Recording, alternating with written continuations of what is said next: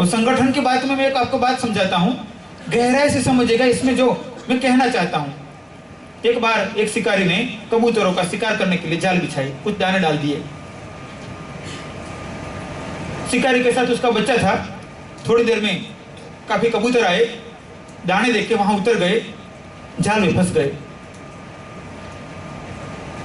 शिकारी तैयारी कर रहा था कि दौड़ कर जाए और जाल को समेट ले कबूतरों के साथ। इतने में ही कबूतरों ने गोष्ठी की, यानी चर्चा की, और सबने अपना संगठन बनाकर निर्णय किया एक साथ उड़ते हैं, प्रयत्न करते हैं। किसी की एक पंख खिलती है, किसी की दो पंख खिलती है, किसी के पैर फंसे हुए, किंतु सब साथ मिलकर उड़ते हैं। सभी ने जोश और जज्बे में उड़ना शुरू किया, प्रयत्न किया और जाल के साथ ही उड़ गए। और शिकारी के साथ जो बच्चा था उसने कहा, पिताजी हमारे दाने भी गए और जाल भी गई। कबूतरों ने दाने चुग लिए, दाना खाई लीधा और जाल लेकर भी उड़ गए। शिकारी ने कहा, और आगे तो देख। कई बार संगठनों की स्थिति ऐसी होती है, ये शुरुआत होती है। शुरुआत में सभी इकट्ठे होते हैं, संगठन बनता है, मिलते हैं, चर्चा करते हैं, एक दूसरे के बारे में जानकारी होती है, एक दूसरे के साथ उद्देश्य की चर्चा होती है, निर्णय होता है, फिर पक्का होता है, फिर संगठन बन गया। अब उड़ने का स्टार्ट, फिर कार्य शुरू होता है। 6 महीना, साल, 2 साल, फिर अब जाल के साथ उड़ने लगते हैं, जोश और जुनून और उत्तम रीति से उड़ते चले जाते हैं। फिर आगे चलकर क्या होता है, तो बच्चा परेशान है और उसके पिताजी शांत है। बच्चा कह रहा है, पिताजी जाल भी गई, दाने भी गए हमारे। तो कह रहा है, पिताजी बेटा थोड़ी शांति रख, अभी देख आगे। कबूतर थोड़े आगे जाते हैं और झगड़ा होता है अंदर। कुछ कबूतर कहते हैं, हमारे कारण ही तो जाल लेकर उड़ गए सब लोग। तो दूसरे कबूतर कहते हैं, तो हमारे कारण ही तो जाल ऊपर उठ गई। इसमें बहस हो गई। तो कुछ कबूतरों ने कहा, अब एक दूसरे को सपोर्ट बंद। तो सपोर्ट ग्रुप ने सपोर्ट करना बंद कर दिया, सपोर्ट करना बंद कर दिया। ताकत जो कमजोर हो गए, जाल के साथ नीचे गिर पड़े।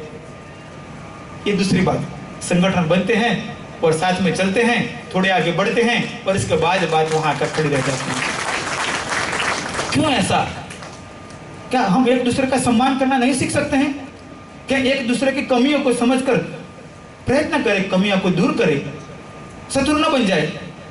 हाँ, ये बात तब आती है कि जब ये स्थिति खत्म हो जाए कि कोई भी संभावना नहीं बचती। आपको भी मैं कहता हूं कि कुछ कॉम्प्रोमाइज करना सीखो, अहंकार को इतना प्रबल मत करो। किंतु जब परिस्थितियां ऊपर से बह जाए, कोई रास्ता ही ना रहे, तो फिर क्या करोगे? कोई विकल्प ही ना बाकी बचे, तो खुद चलो, फर्स्ट पर्सन आप बनो और कार्य को आगे बढ़ाओ। करना होगा, किंतु फिर भी अंतिम स्थितियों तक प्रयत्न हो कि संग शक्ति कलयुग है। कुछ कॉम्प्रोमाइज करना पड़े तो करो, अपने अहंकारों को अकड़ पकड़ को छोड़ो।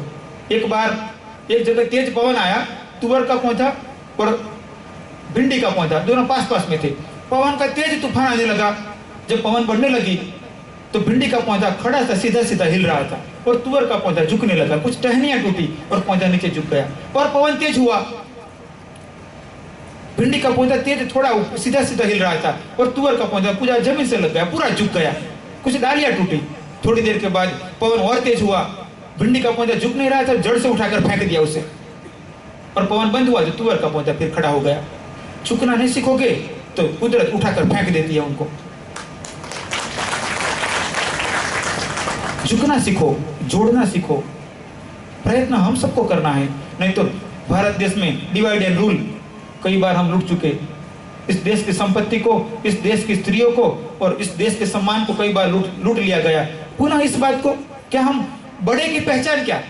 जो छोटे को जोड़कर चले, और छोटे की पहचान क्या? जो बड़ों का रिस्पेक्ट करे।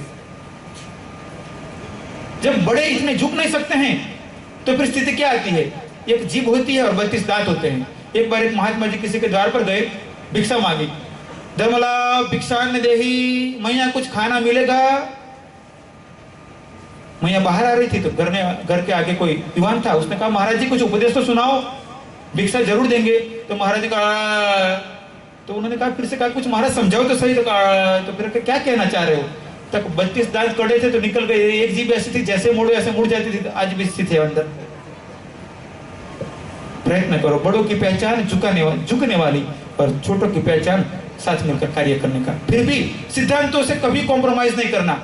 मिलना वह जरूरी है, हाथ मेरा हो या हाथ तुम्हारा हो। पकड़ इसकी नहीं हो कि मेरे हाथ से क्यों भोजन नहीं मिला, मेरी फोटो क्यों नहीं, मेरा क्यों नाम नहीं, मेरे हाथ से क्यों भोजन नहीं। ऐसा नहीं, भूखे को भोजन मिले वो वक्त की जरूरत होती है। हम संगठन बनाए सनातन धर्म के लिए।